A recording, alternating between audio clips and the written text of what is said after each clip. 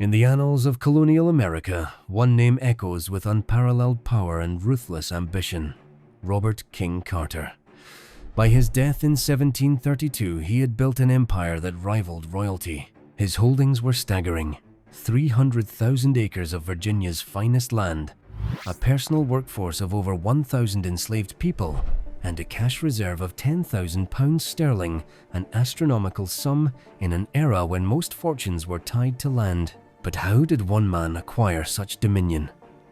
The answer lies not merely in tobacco, but in a mastery of insider dealing and cutthroat capitalism. Carter's primary weapon was his position as the land agent for the Fairfax Proprietary, a colossal 5 million acre territory in Virginia's northern neck. With the unilateral power to grant land patents, he systematically carved off the most fertile and valuable tracts for himself, his sons, and his allies. To conceal the scale of his self-dealing, he frequently used pseudonyms on the deeds, a deliberate deception that ignited furious political battles. Yet his genius for accumulation didn't stop there. He was, in essence, a vertically integrated monopolist, centuries ahead of his time. He owned his own fleet of ships, bypassing English merchants to directly import goods and export his tobacco, capturing profits at every stage. He established his own network of mercantile stores, selling luxury goods to the planter class. He became Virginia's de facto bank, issuing loans at high interest, then ruthlessly foreclosing on his neighbors' land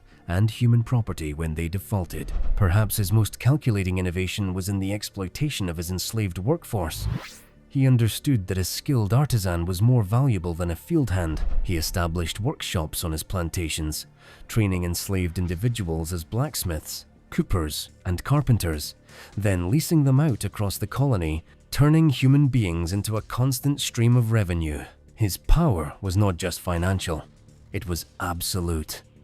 He funded and built the magnificent Christ Church, a monument in brick and mortar to his own legacy. Here, each Sunday, his family occupied a vast, elevated pew, looking down upon the entire congregation.